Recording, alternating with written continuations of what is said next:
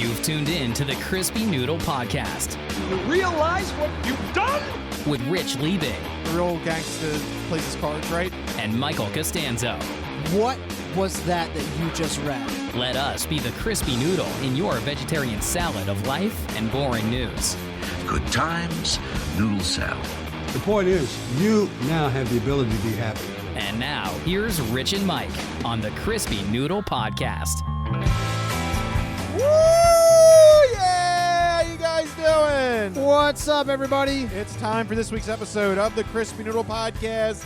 Let us be the Crispy Noodle in your vegetarian salad of life and boring news. Folks, it's our job to give you those tidbits in the world of sports, entertainment, odd news, and whatever else we happen to stumble across. Isn't that right, Mike? That's right. We bring it to you with our unique sense of humor and wackiness. You never know what you're going to get here on the Crispy Noodle Podcast. That's right. We have a couple topics in sports, entertainment, and odd news to tackle and share with you on this crazy episode that is a meal for your mind between the realms of sports, entertainment, and odd news. We've got our waters. Mike's got a red mystery drink. Yes. That he almost lost. I did. Before the show, I go, where's my water?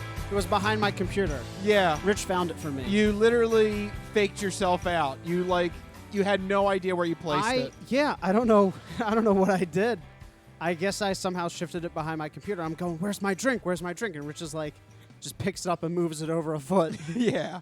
It's one of those situations where it's like when you walk into a room and then like 2 seconds later, you're like, why did I come into this room? Yeah, definitely. I know we kind of crapped on the Matrix a couple weeks ago, but I do feel like that if there was such a thing as an alternate reality, that does seem like a logical explanation for things like that, deja vu, stuff like that. I was just going to say deja vu, yeah. Yeah. Like little glitches in the Matrix. Right. Yep. That's why the first movie is so awesome. The first Matrix movie is damn near close to a masterpiece as far as I'm concerned. It was so unique and so different for its time, and then it got really full of itself, a little, weird and muddled, and now it's just a cash grab. But yeah, we'll see. We'll watch it on HBO Max. Right. And give you the final verdict. Whenever it comes out, we'll review it. Yep. So other than the fact that our universe might not be what it seems, Mike, how are you doing over there, buddy? I'm doing good. That's always the existential dread, right? Yeah. We just got that out of the way. So now we get it out of the way at the top of the show. Now it's just sailing. It's just smooth sailing, fun times. I do real quick have to give a shout out to my brother, our associate producer, JB, John Bruno, out in Chicagoland. Yeah, he's grown up. He's moved out to Chicago. That's right. He's out there living the dream in the Windy City. Oh my God. What a blast from the past. He did an imitation of a monkey, and yeah. If you really want to tribute your brother, this is really how you do it. I remember when Michael was a bitch, and now he's still a bitch. Mike was a bitch. Mike was a bitch. He is a bitch. Yeah, you know it. Woo! I love that clip because he made that up on the spot. And he has like a chorus and like a progression. It's a good 20-second song. It's a full movement. Yeah. It's I hate it so much because it's so catchy. And he made that about you. And he made it just about me. And I was going to say some nice things, but now I don't know. Oh, no. Oh, this feels so good. Oh, there you go. Our long-lost associate producer. Our long-lost associate producer. No, he called me earlier today, and he goes, you know what? I've been listening to the podcast. You guys are fantastic. It's nice to hear you guys' voices. And I was like, oh, thanks, JB. Oh. So shout out to JB. Living the dream in Chicago now. Absolutely. Exciting stuff for them. So shout out to JB. Yeah, what up, JB? What up, brother? But anyway, other than that, I didn't really get up to much. I watched Hamilton again this weekend. Love Hamilton. Which was way better than watching the Eagles, but we'll get to that in a little bit. Yep. So that was mostly my weekend. Oh, and playing Planet Coaster again, which is a lot of fun. If you like Park Builders, I played on PlayStation 5. You can probably get a much better version on PC. I Is it highly like recommend Roller it. Coaster Tycoon? It's like Roller Coaster Tycoon, but it's way more in depth. Like you can create buildings from scratch and place, your decorations very precisely. It has tons of management options. It's a really, really great game. I'm having a blast with that. Tied myself over for other games later in the year. But that was my weekend. Just a little bit of video games, a little bit of Hamilton. Put up some shelves, which is always an adventure. Yes, that is. Boring, bland stuff. Rich, what were you up to recently? I mean, nothing really too much this past weekend, but something that I want to bring to everyone's attention is the fact that Ghost is making a comeback. Ghost is finally coming back from being dormant. Yeah. After 2 years, I'm representing on the video feed. I got my Ghost shirt on. It's time for concerts to come back, and Ghost is hopping on that train. They've announced a whole new tour coming through our area in February 2022. Yeah. So it's not that far off. It's Nope. coming. So I am ecstatic. That also probably means that a new album is going to be dropping soon. I which- have the inside scoop on the release date. yes, I that you think cracked you've the cracked code. the code. Yeah. So Ghost is weird. They have like this whole like background lore. There's like a storyline. It's Yes. very bizarre and theatrical. But Rich showed me this picture and he was talking to me about how, there's like information in the background of the picture, like little Easter eggs and stuff. And it mentioned the Stockholm bloodbath or the Stockholm massacre, Yep. a real life historical event. I said, I bet you that they specifically mentioned that because it could clue us into the release date. And I don't know. Nobody said it yet. Nobody's mentioned it yet. But it occurred between November 7th and November 10th. The actual historical event. The actual historical event in 1520. So I said, look at that. That, kind of lines up perfectly with what their What, tour November schedule. 7th, you said? November 7th, the start of the massacre. Yeah. Because then 2 months later, they would hypothetically start their tour. So it kind of Right. lines so up, right?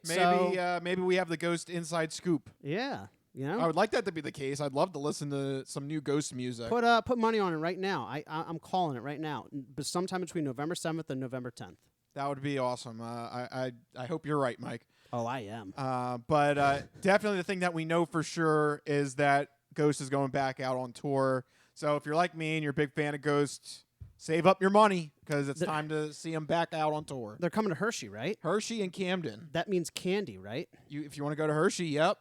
You Always. You're going to be living in Hershey at this rate. I love Hershey now. Yeah, every week you're in Hershey. In the past 3 years, I've been twice after not going at all in the first 29 years of my life, and now all I can think about is going back to Hershey. So It's got rides and candy. I mean, what more can you want? It's an entire town devoted to those two things. and now And now Ghost as well. Ghost music. There There you you go. go. Perfect. Keep it up, Hershey. The more you do it, the more we're going to go back out there. Perfect. So we'll take care of that. But there you go. That's what we've been up to in this time period. But we do have a lot of news topics to get to. So let's hit the first one right off the bat in the world of sports. So you're not good at sports. It's a very small part of life. In your face. Ha ha! Sports coming at you in your face. And we've been skipping this the last couple weeks, but it's time to bring it back because we got to stay focused. And we got to practice our 2-minute drill. You ready, Mike? I'm ready. All right, let's hit a topic in 2 minutes or less. Time is on now. What do you have, Mike? All right, well, this week in the 2-minute drill, we have a little bit of basketball news. Ben Simmons is making waves. He's telling NBA insider Adrian Wojnarowski, I did not practice that name before I did this read. That's fine. Anyway, Ben Simmons says that he, quote, intends to never play another game for the franchise, end quote. Woo! And that is a direct quote. Direct quote. That's not gray area. That's not interpretation. Sounds like he doesn't want to play. He says he's not going to report. He doesn't want to play. He wants out of the city. So, Rich, how did the relationship sour so much? And what do the Sixers do with Ben Simmons now? I mean, where do you go? Well, the relationship has gone south ever since the last two playoff runs. He has been falling apart consistently in big games when the Sixers need him to step up. It's clear that he is not the team to carry this franchise on his back. It's more Joel Embiid. It's not Ben Simmons. It's not going to work out here in Philadelphia, and I think everybody knows it. The Sixers were trying to play a little bit of a game of saving face a couple weeks ago, trying to flip the script, saying that we'll work things out, we'll find a way. But well, not after this. The writing's on the wall. This was definitely, the end was near for this relationship. I just hope the Sixers can get something good for him, because I'm pretty sure the Sixers are disappointed in the offers that they're getting for him. And this really sucks. They should have gone to him and said, hey, look, you fly under the radar, we'll get you out of the city. But he has effectively tanked his trade value. Yes. So now the Sixers really, if they wanted to, they could be like, no, just sit. Just bench him, because he really ruined their chances at moving him for a decent compensation. Right. So I say be petty and trade him to damn Detroit. What a way to end it. There you go. There you go. Trade his ass to Detroit. Had enough of you. I know. It's very frustrating, especially given the fact that this news comes off of some other bad Philadelphia news. We've also had it already week 2 with the Philadelphia Eagles. They lost a close one and a tedious game. My God, it was awful. I got to admit, I did not watch this game, and I'm glad I skipped this one. 17-11, Rich. San Fran takes it in Philly. I mean, for the vast majority of the game, we were looking at a 3-0 game, 7-3 game. And it wasn't like it was a defensive game. It was just sloppy play. I mean, Jalen Hurts only completing about 50% of his passes. Both quarterbacks under 200 yards passing. I mean, are there any positives from this game? I mean, I know it's 2 weeks in. It's very early. What's your initial, snap judgment, gut take on this? I mean, so the good part is, this might be problematic with the Brandon Graham news that he's out for the season. Yeah. But our defense seems to be holding up between the fact that we held the Falcons to such a low score and then this one to only 17. I mean, the 49ers have a decent offense. Yeah.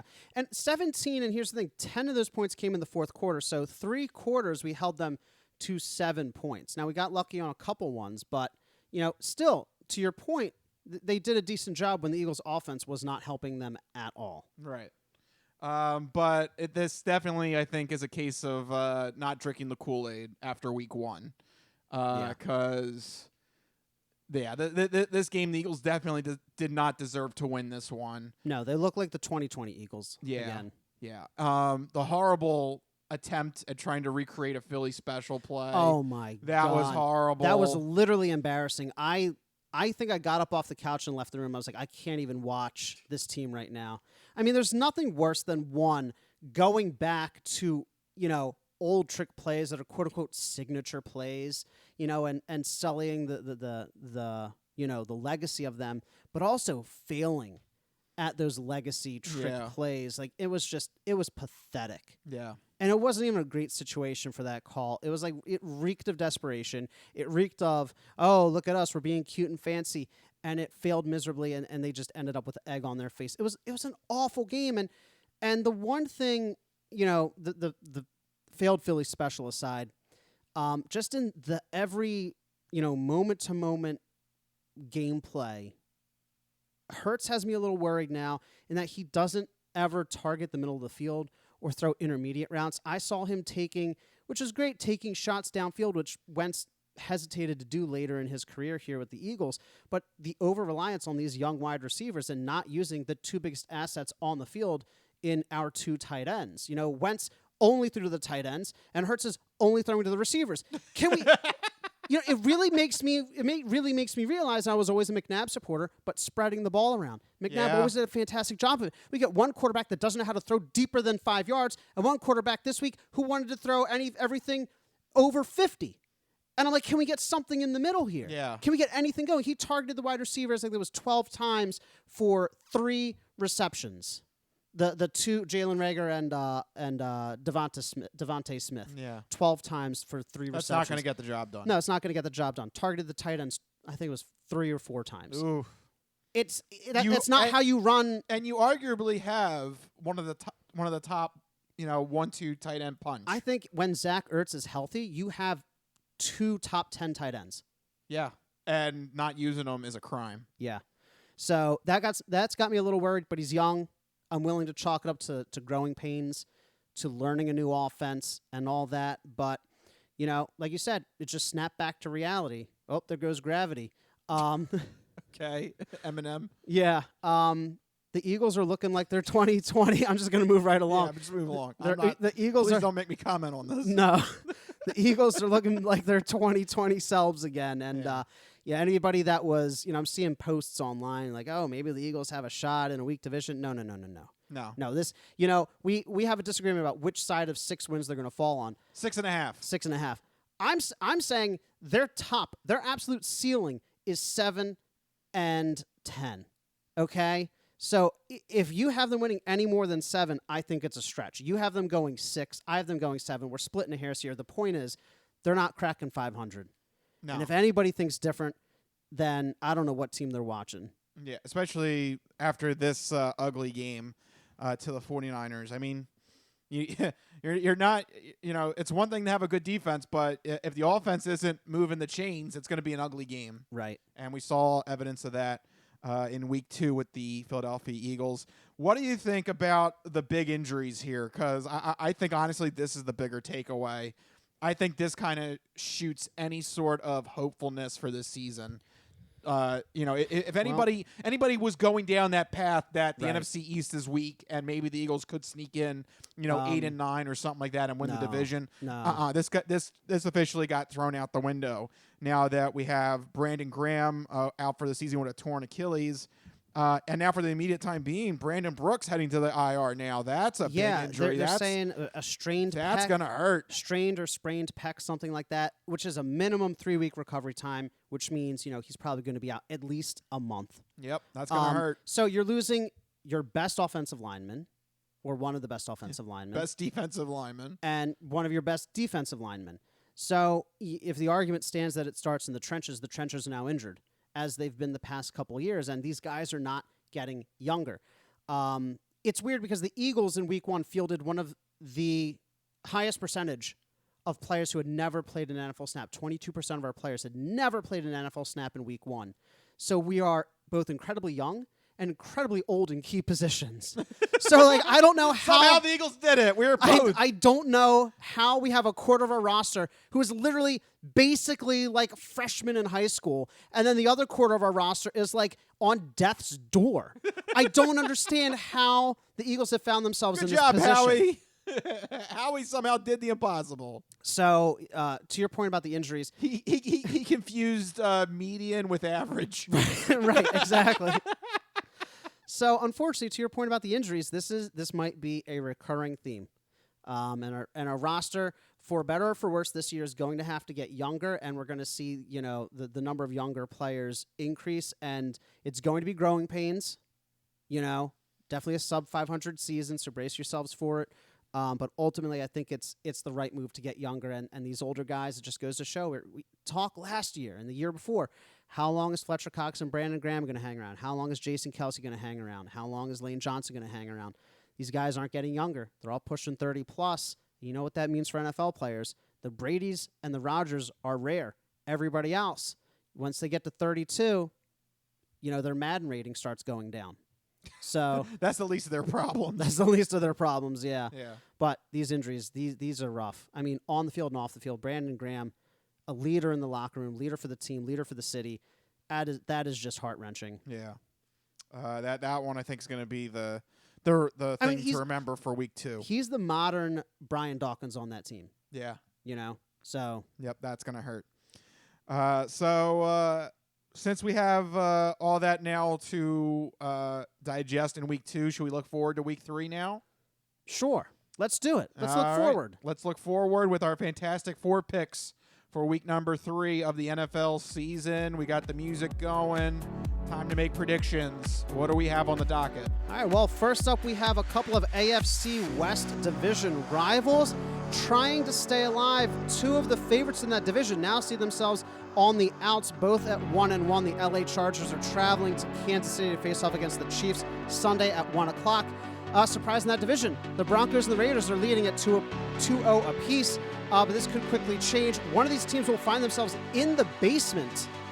Isn't that something? What if the LA Chargers win here and the Kansas City Chiefs find themselves dead last in the AFC West going into Week 4. What do you think, Rich? Who's winning this one? Oh, This is a tough one. It's tricky. I hated last week, that damn Cowboys game against the Chargers. God, that brings me back pain. I really thought the Chargers were going to pull that one off. Yeah. I believe in Justin Herbert. He looks like he's passing the eye test out in L.A. That roster's pretty strong, too. I really thought they had that game against Dallas, and then just, I hate Dallas. Just they find a way to claw back. Damn you, Dallas. Ruining all my hopes and dreams. Anyway, in this game, I think it's going to be Chiefs. They're going to be comfortable at home. Andy Reid will have the squad ready to go. You can't really bet against Patrick Mahomes against Justin Herbert yet. He's a little too new to be talking, for them to be in the same league if you're talking about the two together. But, the Chargers are going to surprise people. They have a decent roster. I wouldn't count them out of this division yet, but I don't think they pull off the win here. I think this is Chiefs at home.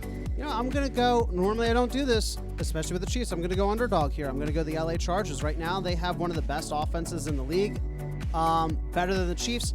The defense, much better than the Chiefs. I know it's really early in the season, but if you want to make a statement in this division, you got to take down the Chiefs. Doesn't matter what the records are. Broncos and Raiders can do whatever they want to do to make a statement in this division. You got to take down the Chiefs.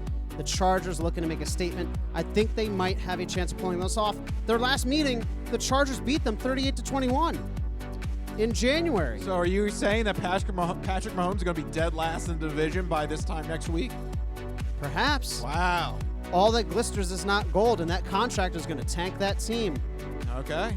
All right, let's move on. Mike is feeling proud of himself. Feeling proud of myself. Oh, don't worry. I'm going to go 0 for 4 this week. Okay. Next up, we have a battle for the AFC North. All the teams in the division tied at 1-1 apiece. That's going to change, though, as the Bengals travel to Pittsburgh to face off against the Steelers. Rich, who's going to take this one? Oh, man. These division games, they're tough. They are, but I'm now on the flip side, I'm disappointed in the Bengals. I feel like the Bengals could have had the Bears last week. Oh, yeah. And they kind of let that one slip away. They could have been 2-0 and going to Pittsburgh with some momentum. I think the Steelers are a team that they may start off slow. I've noticed that the last 2 weeks they kind of started out slow, but around halftime, Mike Tomlin usually finds some sort of key adjustment to get things back in order. Usually, him and his staff, they usually find something, and they turn it on in the second half. Right. I'm going to imagine that they find something on Joey Burrow here and put some more pressure on him. I think this is one of those I think you take the battle of the quarterbacks. I think you go with Big Ben over Joey Burrow right now, and the Steelers at home in this one. Yeah, this is one of those tough ones where, honestly, I could see this going either way. But ultimately, I think I'm going to take experience over this young team. I think the Pittsburgh Steelers, they're going to be, comfortable at home. The Bengals, young quarterback, young receivers. It's a young team. The Pittsburgh Steelers, Big Ben's been around. He knows how to handle himself. They don't have flashy numbers, but they always seem to get the job done. I forgot that they were a playoff team last year. What, Steelers? Yeah. I mean, they barely were. They folded against the Browns. That's fair. That's fair. Don't even count them as a playoff team last year. That was embarrassing. But, the point is that they're always there in the end. You can't fully count them out. So it kind of pains me to say it because I want the Bengals to win this one, but I think the Steelers are going to take this one. I think it's just too new yet. It's too new. It's too new. Yeah. They're still gelling, so the Pittsburgh Steelers are going to take advantage of that at home, which is weird because I went the other way in the previous game. But let's see how we decide this one. 2 early NFC leaders. 2 of the last 5 undefeated teams in the NFC. The Tampa Bay Buccaneers are traveling to LA to face off against the Rams. Rich, can Tom Brady keep the undefeated streak going? I'm just going to go simply, every time that I've bet against Tom Brady, it blows up in my face. So I'm just going to go Tom Brady on this one. You're finally learning, Rich. I'm just succumbing at this point. You just got to accept it sometimes. You just got to accept it. I mean, on paper, this seems like a very tough matchup that they got to go to L.A., deal with a ferocious pass rush from Aaron Donald and crew. It seems like this could be the game that gives Brady his first loss for 2021. But they just, every time I think they can't do it, Brady proves me wrong. So I don't know, Brady, sure. I mean, you do have a good point there that the only teams that really have a successful time against Brady are those teams that can bring a dominant pass rush. God, this is a tough one. This is a tough one because I want to say LA, but like you said, you can't really bet against Brady. And he proved literally everyone wrong last year. Everyone was kind of like, oh, Brady with the Bucs. I don't know. Can he do it? Is he really just going to go in there and win a Super Bowl immediately? Yes, he will. Yes, he will. So you know what? Literally what I said last year. I know. So you know what? I think it might be close. I think the Rams are going to give them a run for their money, but I think at least early on, before fatigue starts to set in, Tom Brady might have a little bit of an edge here. Yeah. So I'm going to go with the Buccaneers, but reluctantly so. If the Rams can really get good pressure on him, they have a real chance here. Yep. So don't entirely count them out. And finally, a team that you can count out, the Philadelphia Eagles are traveling to Dallas to face off against the Cowboys. It's a Monday night primetime game, Rich. How are we starting? How are we starting our primetime debut here with Nick Sirianni and the crew? Are we going to go into Dallas and smack them? Go watch the Hulu show, Murders in the Building. Do that. I think that's a more productive time of your Monday night. This is going to be a train wreck. I just don't see how the Eagles are going to maintain pace with Dak and their wide receiving core, especially now you're telling me Brandon Graham's not playing. Brandon Brooks is out. This seems like just too much for a young team to deal with this early in the season on a primetime setting. This screams Cowboys all day, all the way, all night, all the way, I think. Oh, man, this really pains me. It really does pain me, but I know it's early on, but Dallas has a top 10 offense in both passing and rushing. This Eagles defense is going to be tested to its limits. I mean, we have a new secondary. We have young, now we have replacements on the defensive line. We have pretty unproven linebackers. This is going to be a real test. I think Dallas is going to take it. Yeah, I agree as well. I think this is just one of those games you're just going to have to hold your nose. And also, can we just pat ourselves on the back for that, running out that song? Yeah, there you go. That was awesome. Right to the end. Rich is realizing he's like, I got to pull a longer song for these things. Whoops. Yep, but there you go. That's our Fantastic Four picks for week number 3. I already know, speaking of this game on Monday night, because I hate to say it, because from the bookies, the primetime games get the more attention. It's just the way it is. Right. People are already just slamming the Cowboys. Like, I think the point spread was at 3. It's already jumped to 4.5. Is that a big That's swing? a big jump this early in the week. I guess it is very early in the week.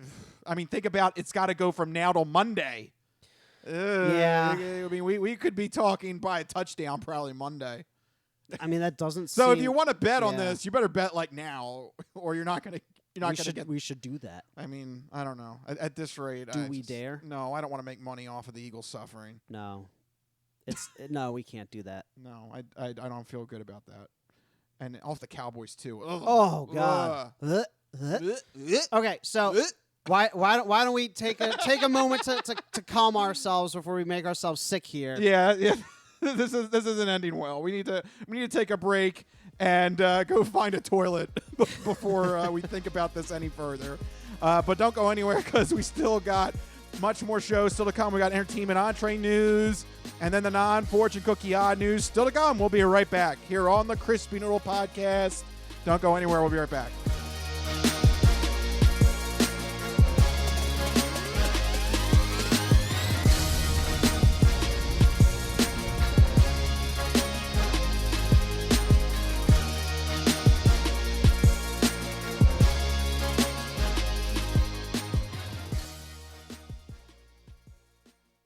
Ready for the weekend? Happy Friday. Hi, my name's Marie, and I'm an artist who's been making Happy Friday doodles every week for over 7 years. And now you can own my art collection in this Volume 1 and Volume 2 art series. These doodles span across multiple themes, yearly festivities, various countries, languages, and more. Both coffee table books have something for everyone and are the perfect conversation starter or gift for a friend. Really, anyone who enjoys a good weekend. Available on Amazon, Ingram, BookBaby, Barnes & Noble, and more. Visit happyfridaydoodles.com/books and get your copies today. Let's celebrate the best day of the week. Happy Friday.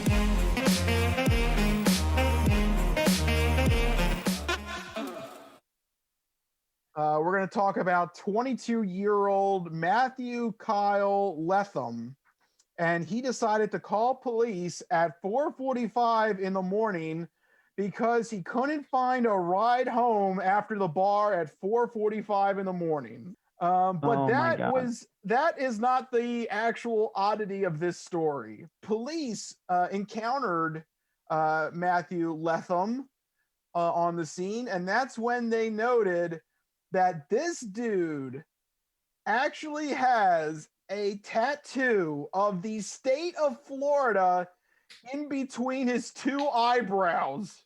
Oh my God. Yes, and I have his mugshot. So here we go. He's literally Florida man. Yes. He's like a superhero Florida man, and that is like his logo. He is Mr. Florida Man. So I mean, you know, it's the most harmless Florida story we've ever had. Yeah, except for the fact that that dude has a tattoo stupid that will last the rest of his life that he cannot hide. You cannot undo that. Every job interview he goes to, the very first thing they're going to see and question is the Florida tattoo. Yeah. It's literally like, can I touch it? Like, it's right there. You know the scene in Austin Powers Goldmember? The guy who has the mole? Yeah. Moly, moly, moly, moly. Yeah. It is that, except with Florida on his forehead. Is anybody more proud of their home state than that guy? Nope. Can't say it. I can't see. Nope. I can't think of anybody else. Nope. So, I love Pennsylvania, but not that much. No, I do not want. Pennsylvania is a big state too. I do not want that on my forehead. It's very square or rectangular. It would, yeah. What's the weirdest state to get tattooed to a forehead? I think. What do you think would be the weirdest one? I mean, I think Florida, because the way it's shaped. Florida's pretty weird. California would be weird because it's very long, and then it juts out. No, Michigan. Ooh, yeah. Because they got Michigan. all those like Great Lakes and stuff. Yeah, and it's split in half. Ugh, yeah, that would not be good. That'd be a weird one. Yeah. Ugh. Alaska. Oh, Oklahoma. I was gonna say Alaska. Oklahoma, you have to get the box, and then you have to get that little dinky panhandle that goes the other half of your head. You're literally making yourself a unibrow, and then like it has like a little hat on it. Yeah. Ew. What about Alaska? You have that whole chain of islands coming off the side. It's gonna like go around the side of your head almost. Yeah. This is the dumbest conversation we've ever had. In 8 years of podcast, I think it's safe to say that talking about the weirdest state to tattoo to your forehead, probably the dumbest thing we've ever talked about. It's 2021, man. And we were like actually analyzing. You're like, oh yeah, and the islands, and we're like, yeah, that makes sense. There's something fundamentally broken with us, Rich, in 2021. It's 2021. Nothing makes sense anymore. It's the that pandemic. simple. The pandemic's gone on too long, Rich. We've hit a breaking point. Yeah. All right. Next week we're both going to show up with states tattooed to our foreheads. Dear God.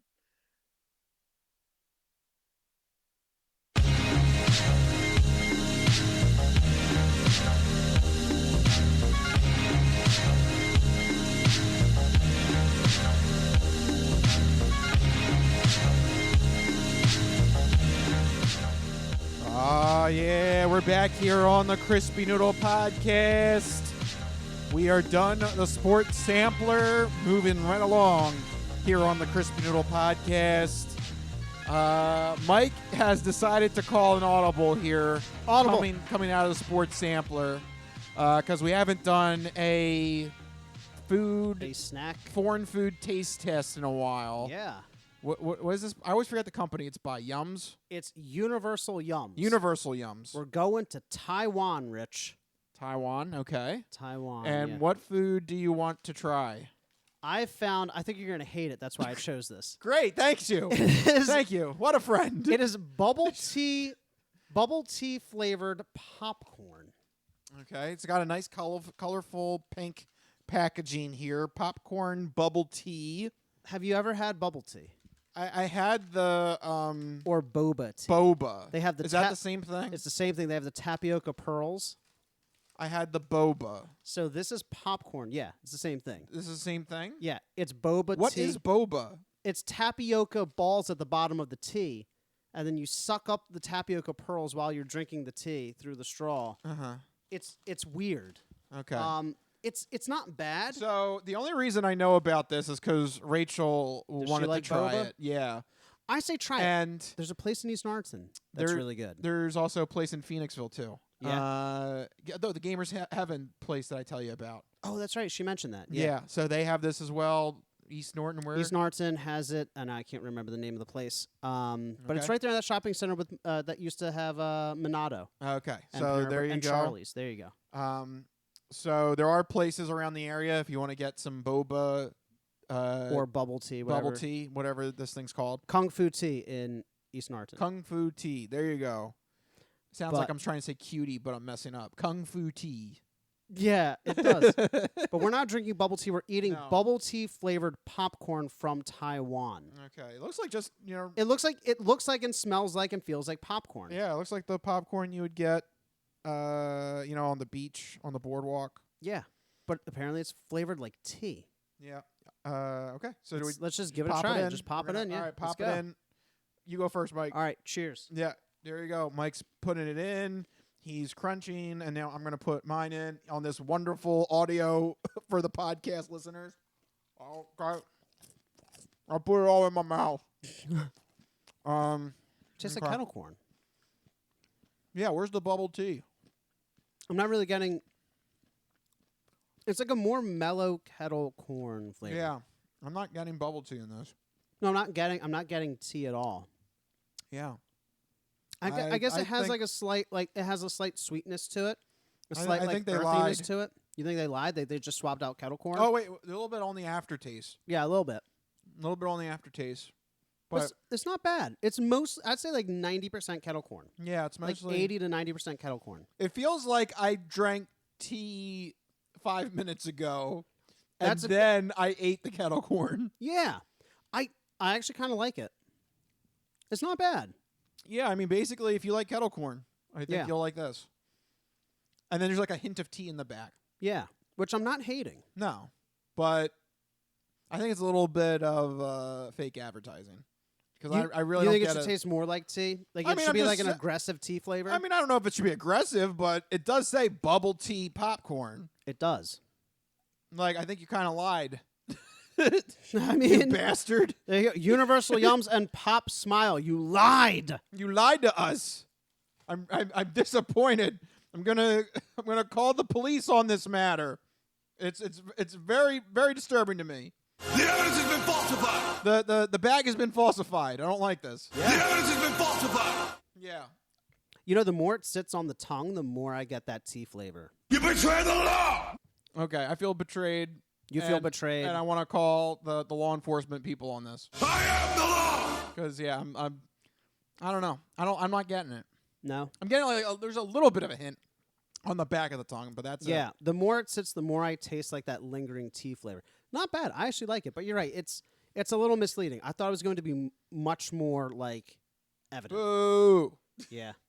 Well, so far, first snack from Taiwan, not terrible. Yeah, I mean, I'm not saying it's bad, but it's actually pretty false. good. It's actually pretty good, but it just tastes like kettle corn. Right, it's false. Yeah. So there you go. That's my verdict on this. Yeah.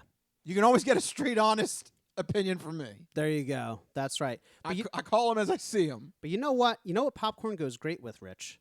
That's right. Entertainment of all kinds. It's time to dive into the next segment of the show with the entertainment entree.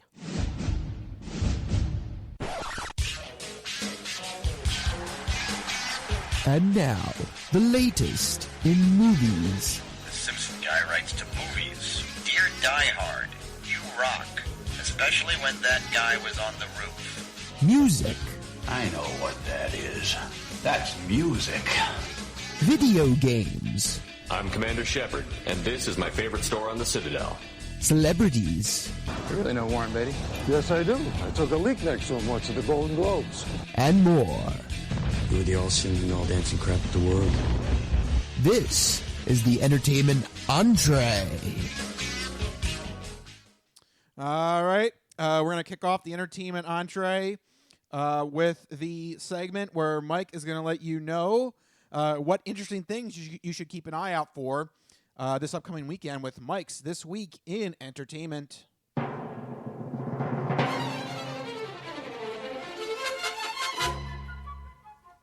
You know what? I'm going back to this now. I just realized I'm cutting into your segment. Sure. Now I'm getting the tea flavor. Yeah. Maybe I just picked two popcorn that didn't have a lot of flavor in it. Yeah. I completely rescind everything that I just said. It's actually, this is pretty good. I'm enjoying this popcorn. All right, this weekend, keep an eye for this bubble tea popcorn. All right, bubble tea. Yeah, this weekend entertainment, bubble tea popcorn from Universal. Put that over here. Let me see if I get more of it while you talk about the things coming up. Don't eat all my popcorn. You got to save some for these big TV premieres this week. I'm really excited this week. We got some big shows in television. First up, Star Wars Visions is a very unique and special series debuting on Disney+. 7 different Japanese anime studios created 9 Star Wars short films set within the expanded universe. Actually, this one's for you. Anime and Star Wars. There you go. Each is dubbed in English with great voice talent like Lucy Liu, Neil Patrick Harris, Joseph Gordon-Levitt, Bobby Moynihan, David Harbour, Allison Brie, and more. And Star Wars fans, you will definitely want to check this out because it is a super unique twist on the universe, and I cannot wait to see what these 7 anime studios did with these short films. So absolutely go check that out, Star Wars Visions on Disney+. Meanwhile, on Apple TV Plus, we have one of science fiction's most famed stories in Isaac Asimov's Foundation, making its TV debut. This landmark novel has never before been adapted to screen, so it's a huge treat for sci-fi literature and TV fans. This story follows a mathematician who forecasts the end of the galaxy-ruling empire and seeks to minimize the dark ages that follow it by recording all of human history ever created as a foundation for future generations. Both shows are out this week, so go check them out. It is a big week for TV. Rich, are you okay over there? You are like hardcore analyzing this popcorn. Finish your segment. Okay. In video games, we have... Okay, I don't know what is... Finish your segment, Mike! I can't concentrate. He's like lining up popcorn. He's doing experiments over there. This is your fault. You open up the can of worms here. Okay. Or the bag of popcorn, I should say. I opened up the bag of popcorn. I can't even focus right now. Okay, in video games, we have a big one, Kena Bridge of Spirits, coming to PlayStation 5, PlayStation 4, and PC. This action-adventure game is the debut game for a brand new development studio who previously worked on CGI for TV and film. Luckily, the game is impressing critics and fans alike with its fun action combat, old-school 3D platforming and puzzles, and its whimsical story about a young girl who is a spirit guide tasked with helping lost spirits pass on from the physical to the spiritual world. The presentation, though, is the biggest selling point. Coming from a CGI studio, the visuals, art, and animation are absolutely stunning. I played the first 10 minutes. It is breathtaking.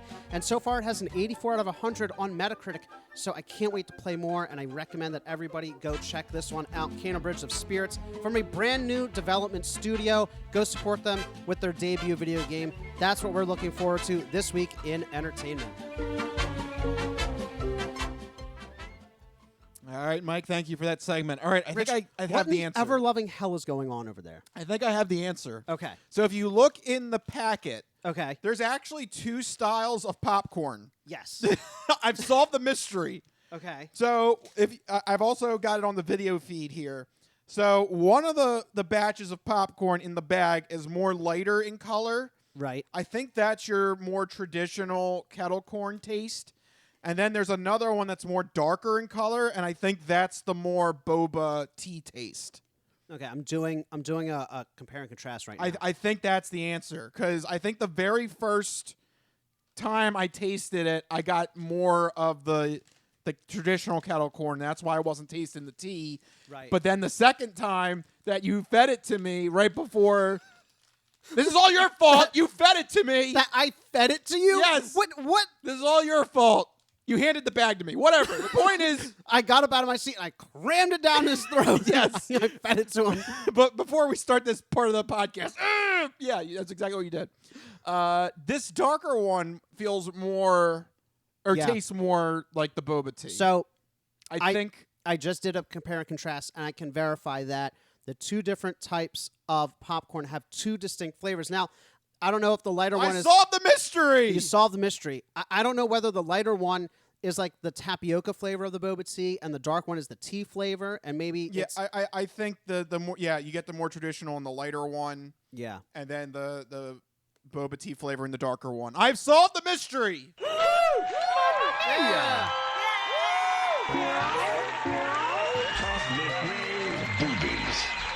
Boobies.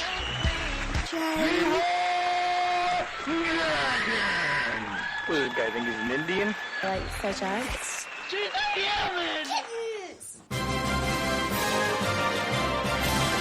Yes! The win music is specifically for me this week. Sure, why not? I solved the puzzle! Woo! So I wish... For those of you not watching the video, you have to go watch the video because I'm trying to do my little presentation, and Rich is over here picking out individual pieces of popcorn, like lining them up on the table. And, I was presenting my argument. You're presenting your argument. Case dismissed. Okay.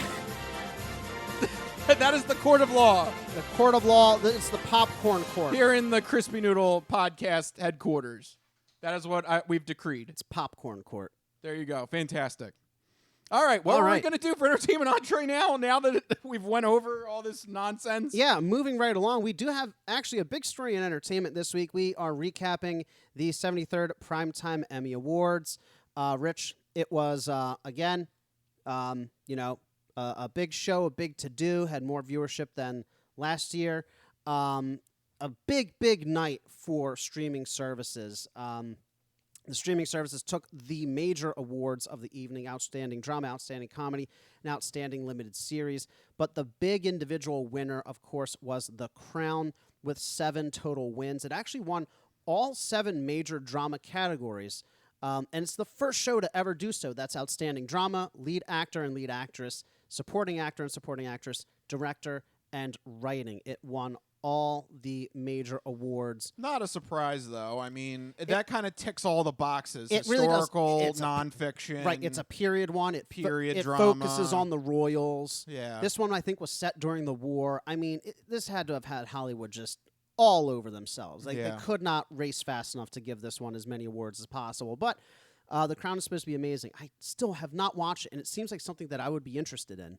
I just have never gotten around to it. But a show that I have watched both seasons of, Ted Lasso.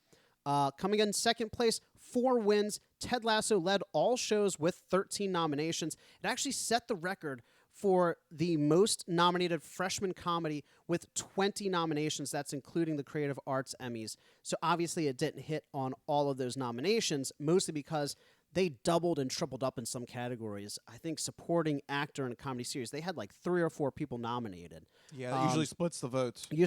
They took that award as well as Outstanding Lead Actor and Outstanding Comedy. I think it's the first streaming show to win, or maybe it's not. I can't remember. I thought I read something about that. But anyway, regardless, Ted Lasso, fantastic show. I cannot recommend it enough. It just has this heartfelt feel-goodness to the show. It is just so overwhelmingly positive at times, but that's what makes the more tender moments really, really cathartic.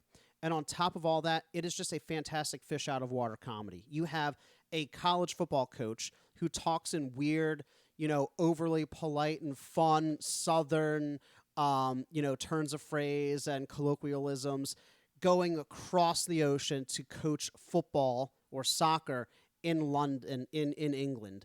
So it's this fantastic fish out of water comedy. Fantastic cast. Won for, again, best lead actor, best supporting actor, and outstanding comedy. And outstanding supporting actress as well. So fantastic show there. Next up, we have Hacks and Mayor of Easttown tying with 3 wins apiece. Mayor of Easttown. Yeah. Fantastic. And love the fact that the local show won some Emmys. Brought it back home. Gonna get some hoagies and watch the show. Show brought a lot of hope. Brought hope back home. Brought hope back home with the hoagies. Yeah. Jeez. Very, very pronounced accent on that show. You know what? It's pronounced, but they're not wrong. No. Because after I watched that show, you started to realize it? In my line of work, I do trainings. I do like corporate trainings as I host corporate trainings, and there's a line where I have a couple of HO combos, and I hear myself say them, and I'm like, damn it. Oh no! I'm talking like Mayor of Easttown, and I'm wondering, like, are these people in California and like New York hearing that accent and going, it's Mayor of Easttown on the phone? No, Mike, you can't be next to that Delco trash. I can't help it, Rich. I don't know what happened. Every time I say an HO now, all I can hear is Mayor of Easttown, and I'm like, damn it, why? Damn it. I just love saying Delco trash. Delco trash. Why do you get such a... what is that malicious laugh? I know a lot of people in Delaware County. I know you do. You just like poking them. Just gotta, You poke it. Yeah, poke the bear. It's fun. Poke the Delco bear. Poke the Delco bear. That sounds like a horrible game that is played at like a weird circus. I feel like that's a sleeping bear that won't wake up though, because Delco's just poke the Delco bear. How many times can you poke it before you get mauled? Yeah, it sounds like a weird game they would play down there. Like poke the Delco bear. Like if you could poke it like 5 times, you get a small prize. 10 times, you get a big prize. Yeah, something like that. And you might have to run for your life, but it's all part of Delco. Exactly. Whatever that means. You know who else likes poking bears, though, is John Oliver on Last Week Tonight. Last Week Tonight and The Queen's Gambit both got 2 awards apiece, rounding out the multiple win shows. Really happy to see Last Week Tonight still up there. And also, Queen's Gambit up there as well.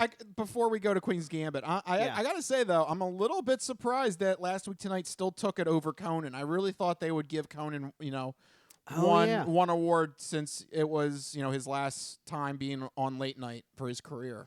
Yeah. I thought they would throw him a bone. Yeah, that's a good point. They really should have, but I mean, let's face it. Last Week Tonight absolutely deserves this award every year. Yeah, John Oliver he has carte blanche. He can do whatever he wants. Oh my God, I know, it's amazing. It keeps getting better and better.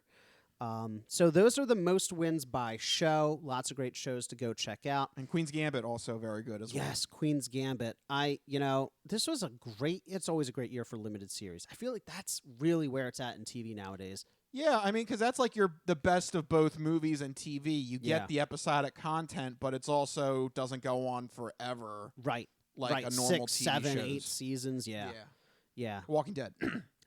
Yes. Which was not, I don't think it was nominated or won. I don't think it was nominated for a single thing. Rightfully so. Yep. But you know who was nominated that did not win is Bo Burnham, Inside. Rich. Oh, yeah, that's right. He did not pull this one off. I'm a special kind of white guy. That's it. That's all he gets. No, that's all he gets. He just gets to be an entry on our soundboard. I'm a special kind of white guy.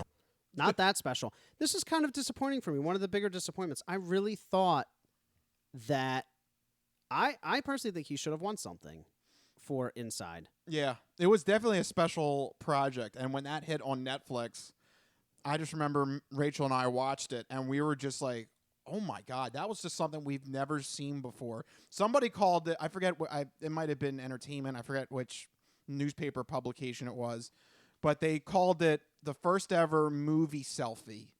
And that's exactly what it is. Wow, It's a 2 hour, not 2 hour, hour and a half. It's like hour and a half, yeah. Hour and a half selfie. That's literally what that is. That's a good point. And you can't stop watching it. It really works. So I do agree. He probably should have got something. I mean, when you really break it down, I mean, he wrote, directed, produced, starred, Shot. sang, shot, Shot. edited, did the lighting. Yeah, literally everything. Look, we did this shows you how lazy we are. The last time we shot something was probably the Christmas special. That was like 6 years ago, because that's how much work it takes. Yeah, like the combination of like getting the right lighting, the right rooms you want, the framing that you want. Everybody's the cues, audio. Everybody's cues have got to be right. Yeah. You got to say your lines right. Frank is falling asleep over there. Is he going to wake up in time for his take? How you doing there, Frank? So I literally woke him up from his slumber. Don't bring him into this. Sorry, it's going to ruin everything. Sorry. No, go ahead. But that goes to show you, it's a lot to coordinate. It really is. And that was the last time we did like a scripted, scripted video. Anything. Yeah. It's just hard. It takes a lot of time, and it's hard. Tough, and it's one guy. Yeah, it's one guy. Not only that, but the relevance to our current times and our society, but all that social analysis aside, it lost to Hamilton, which was another big one this past year. It's like this fight between these two juggernauts, because when you look at the past year of television, and you look at these variety specials, it was Hamilton and Bo Burnham stealing all the headlines. Earlier in the year it was Hamilton, later in the year it was Bo Burnham, and it was just, it was tough to decide which one was the better one. Hamilton, of course, more traditional in nature, so there you go. That kind of explains that. But a little bummed that Bo Burnham didn't win, but there were a couple of other. I'm a special kind of white guy. But there you go. He gets to be a sound clip soundboard now on our soundboard. I'm a special kind of white guy. So there you go. It will be immortalized now. Yeah. But there were a couple of other kind of disappointing snubs, if you will. I found this stat interesting. The Handmaid's Tale was nominated for 21 Emmys, but didn't win a single award. It breaks the record for the largest shutout in the Emmys, previously held by Mad Men in 2012 when they went 0 for 17. That sucks for Elizabeth Moss. She's on both shows. Wow, damn. It's the Elizabeth Moss curse. Okay, you can't have her in anything. Yeah, sorry, Elizabeth Moss. We can't have you on any show now. You got a bad track record. It's weird, though, because both The Handmaid's Tale and Mad Men were both very good dramas. Yes. But it's just one of those things. Bad track record. Yeah, bad track record. Sorry, Elizabeth Moss. Wow, that was a nice reference there. That's interesting, making that connection. But another big snub, Disney Plus may be the biggest network snub. They had 22 nominations as a network and only one win, which was Hamilton for Outstanding Variety Special, pre-recorded. They had so many nominations, though. Hamilton with 9, WandaVision with 8, and Mandalorian with 5.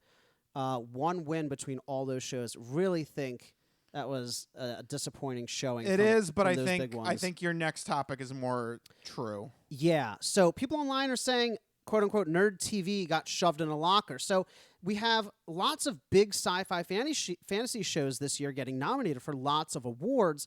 Big shows that a lot of people thoroughly enjoy, got great reviews. Mandalorian with 5, WandaVision with 8, Lovecraft Country with 6, and The Boys on Amazon Prime with 3.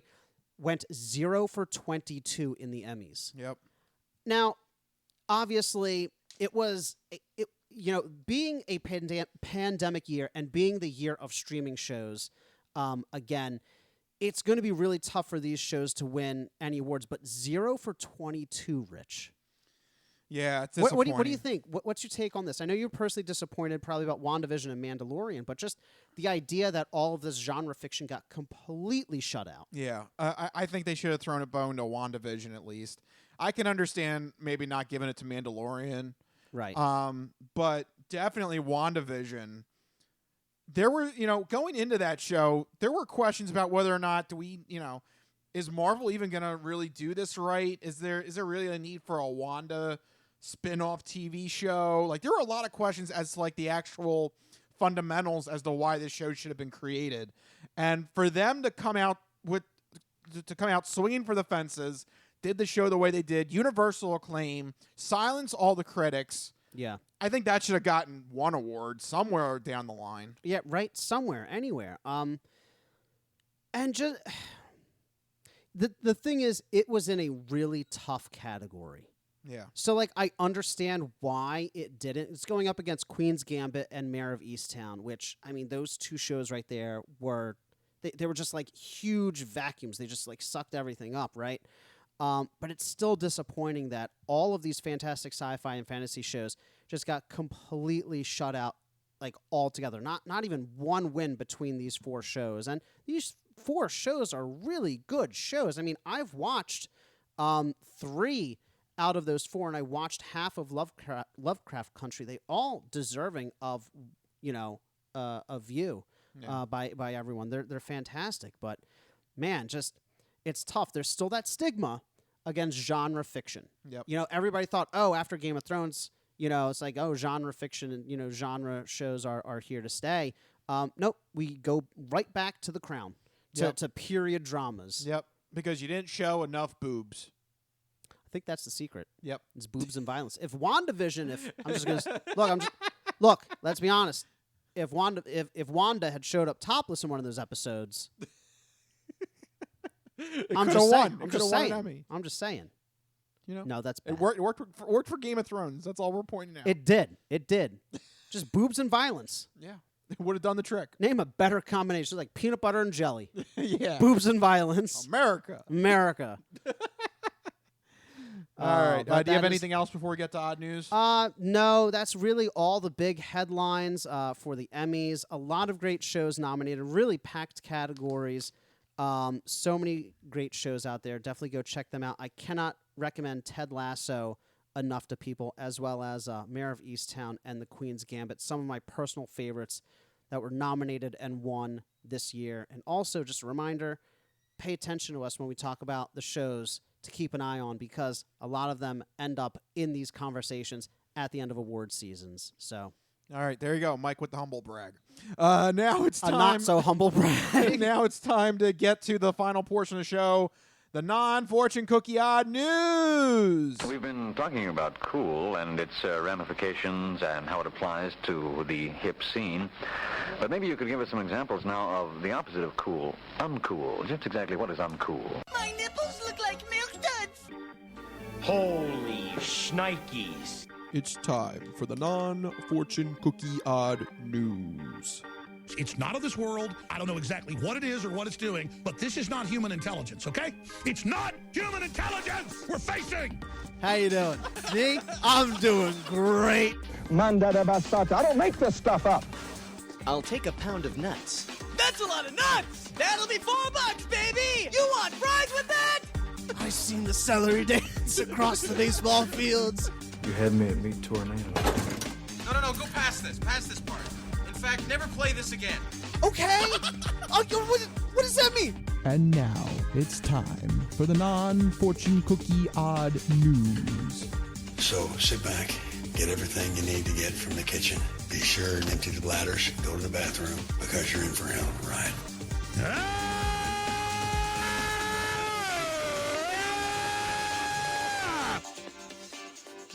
Odd news. That's right, everybody. It's time for the non-fortune cookie odd news. Here in this segment, Rich researches the news, he reads the news, and I react to the news. He finds a weird, wacky story and keeps it hidden from me, which ensures that my reaction is my genuine gut reaction to hearing this story for the very first time.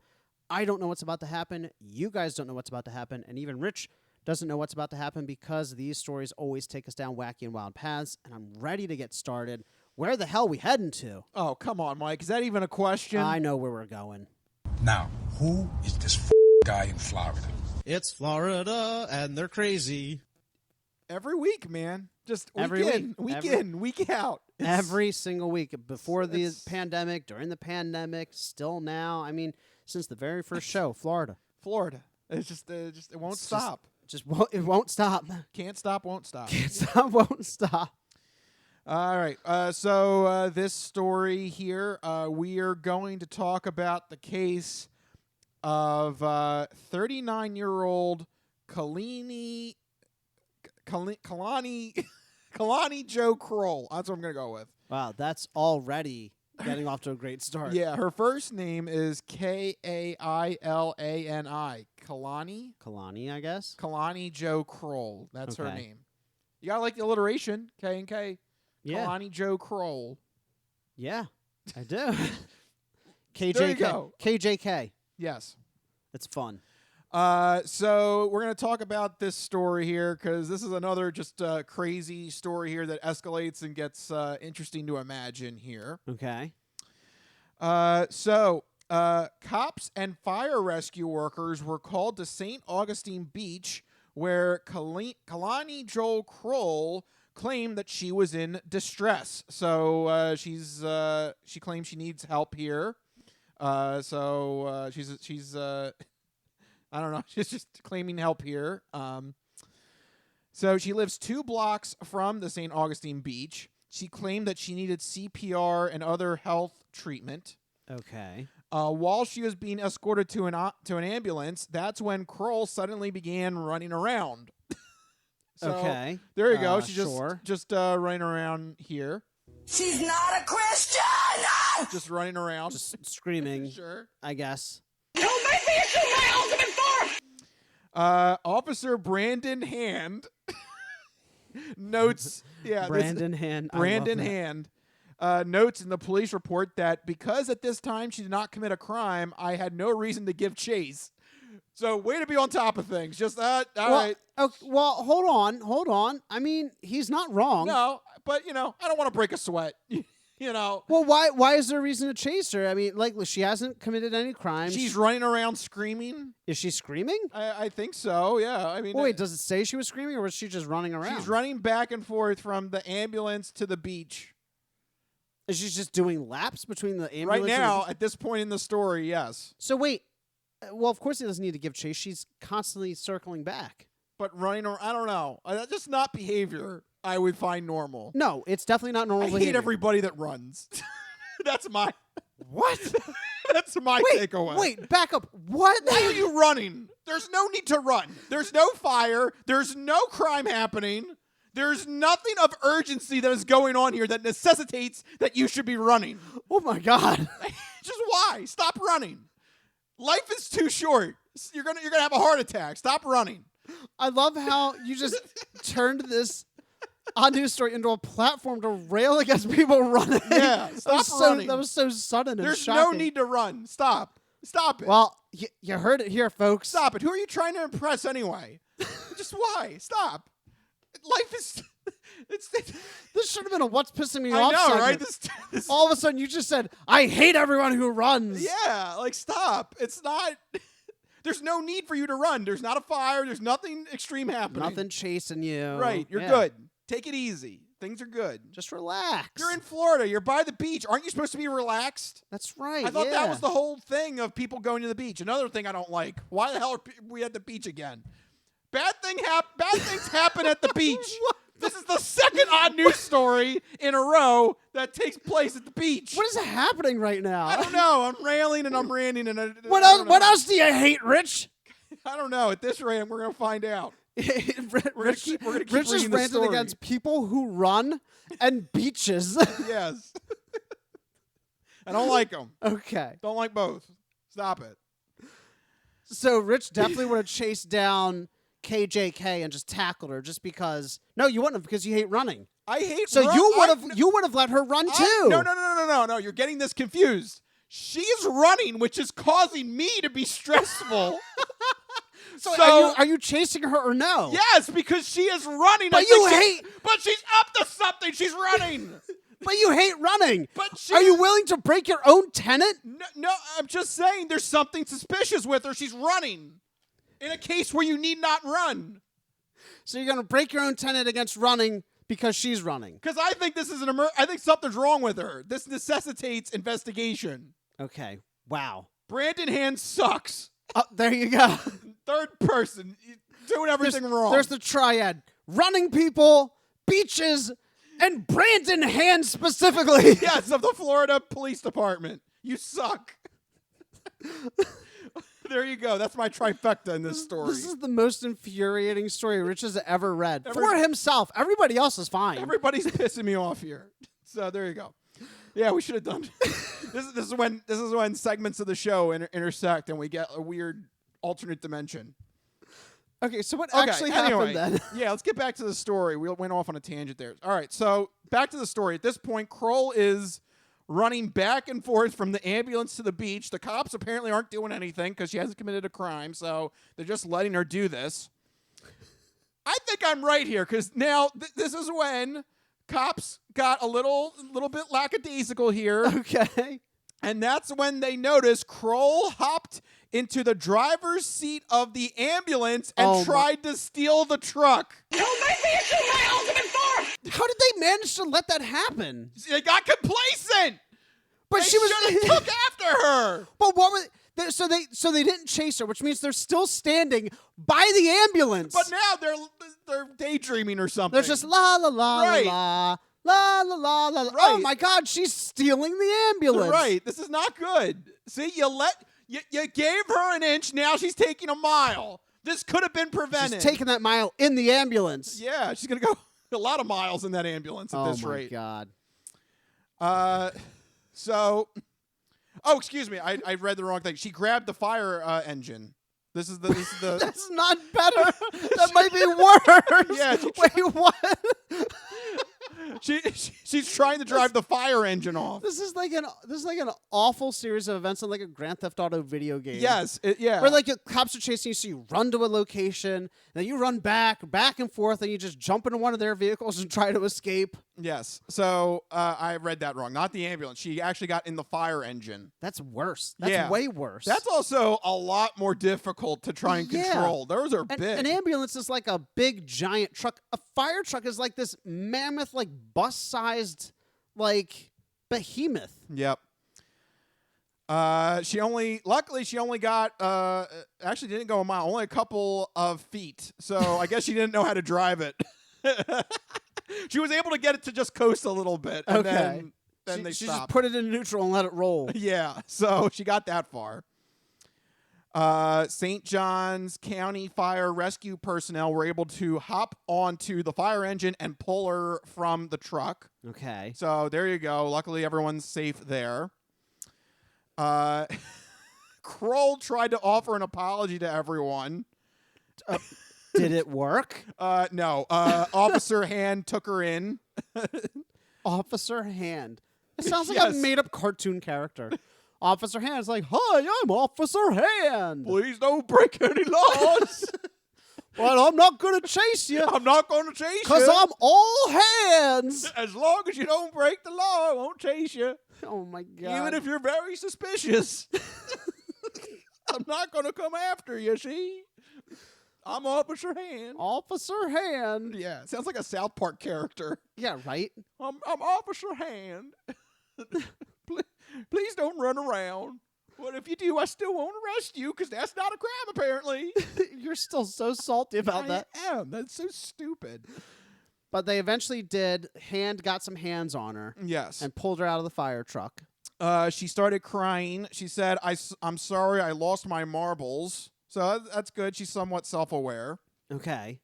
Well, she's aware that she's losing her marbles. Just keep them from rolling away. Well, unfortunately, I think she loses her marbles even further here. Uh-oh. Because according to court filings, when she was processed at the local jail, she then claimed that, quote, I am not under the influence of anything, but rather I had taken the elixir of life earlier this morning.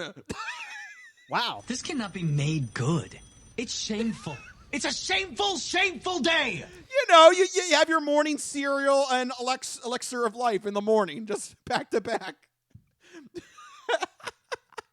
How do you like this turn of events? Totally not suspicious at all.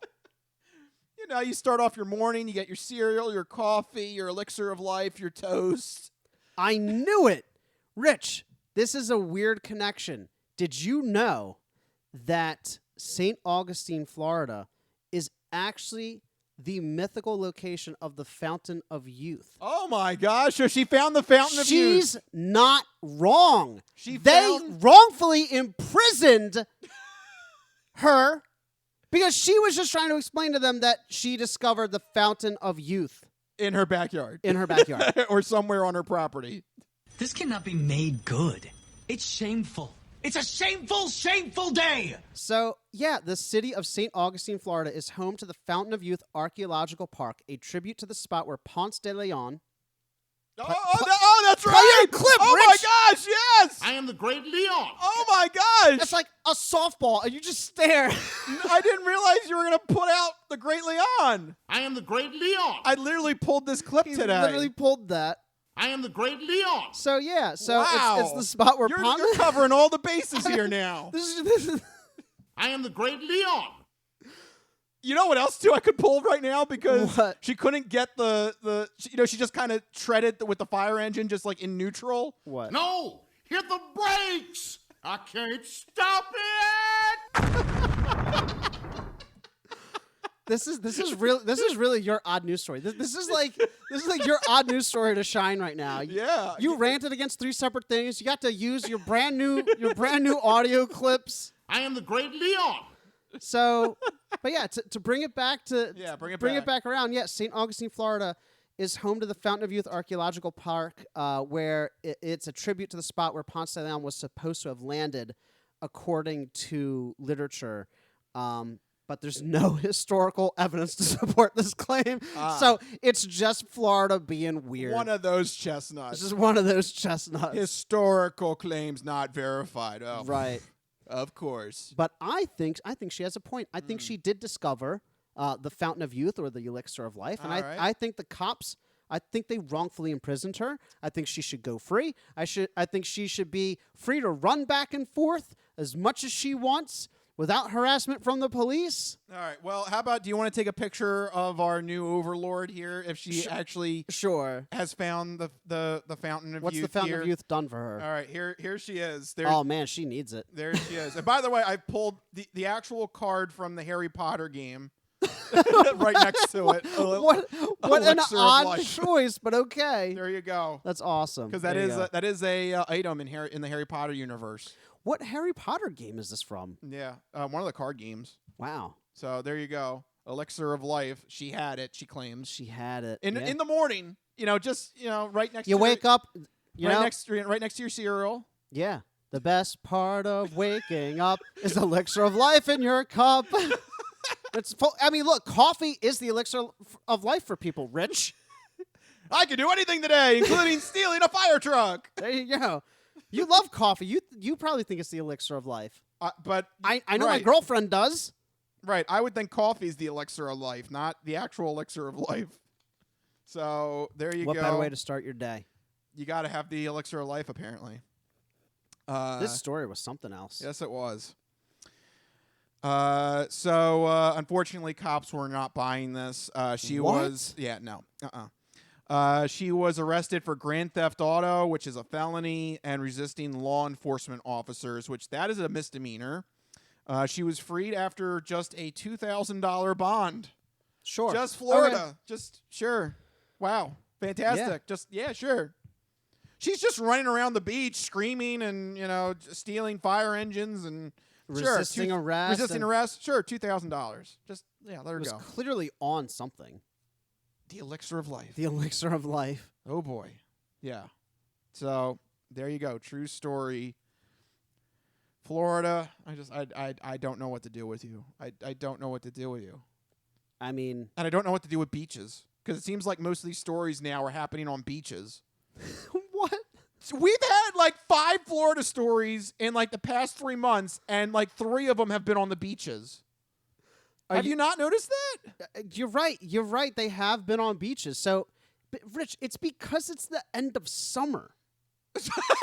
That's it. People are just going crazy. I can't deal with no summer anymore. No, it's because more people are on beaches during the summer, Rich. I don't want to go on the beach. I don't want to go back to work or school. I have to go to the beach. You make it sound like there's a new rash of crimes on beaches just because more people are on beaches. It just seems like the beaches are getting more crazy, in my opinion. You might be right.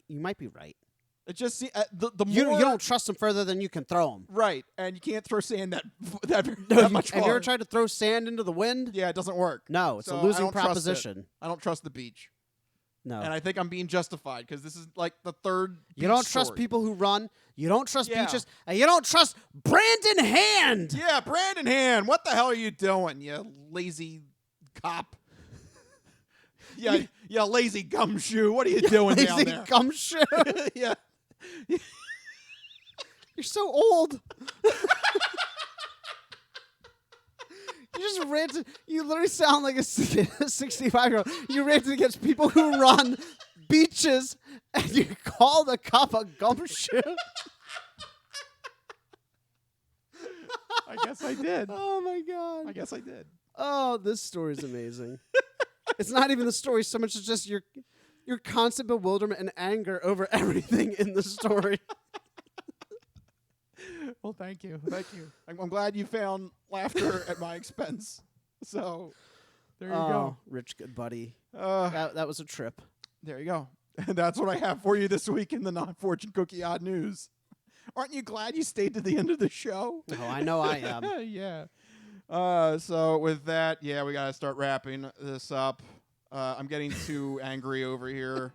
Your blood pressure. My I blood got to worry pressure. about your blood pressure now. Yeah, my blood pressure is probably through the roof. I'm sweating. I can only see beaches, which are making me angrier. And people running on said beaches. It's okay, Rich. It's okay. The beaches are behind us. It's time to close out the show. Yeah. Why? Excuse me. That'll do for now. Thank you guys for watching and tuning in to the Crispy Noodle podcast. If you like what you heard, you like our shenanigans, you like our nonsense, check out our website, thecrispynoodle.com. Make sure you follow us on all the social media, Up-a-Baloo, Facebook, Twitter, Instagram, all that fun jive. Okay. I can't. I just can't. So in addition to all that hullabaloo, you can also subscribe to our channel on YouTube where you can find the video version of the podcast. You can also get the audio version of the podcast by subscribing to the Crispy Noodle podcast on iTunes, Stitcher, Spotify, Google Podcasts, and Amazon devices. So make sure you search for, download, and subscribe to the Crispy Noodle podcast on either YouTube or the podcast service of your choice. That's right. So with all those features, yeah, you can bring us with you on the go. You can do it, whether you're working out, maybe you're running along. Sure, go ahead. It's running not my on thing. the beach. Sure, go ahead, have fun with that. Or maybe you're driving along. Where if you use Android Auto or Apple CarPlay, you can download the podcast that way, and you can hear us through your car speakers on a lovely ride somewhere. Hopefully not to the beach. I don't know. Maybe I don't know. Whatever you want to do, it's your own time. But anyway, you can also find us individually on Twitter. Yeah, I don't know. Just not my thing. Rich just broke down how car speakers work, and then told people not to go to the beach. That's my final thing to mention for September. So anyway, you can find us individually on Twitter. I'm at Mikey Costanzo, MikeyCostanzo. And I'm at Rich Liebig, RichLiebig. That will do it. We'll see you guys next week. I gotta leave. My ribs are hurting. We'll see you guys next week. See you guys. Later. Bye-bye, all you fine peoples. Bye-bye.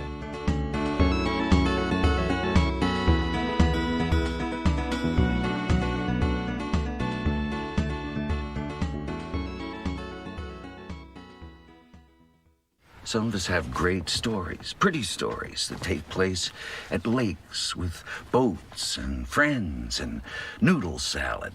A lot of people, that's their story. Good times, noodle salad.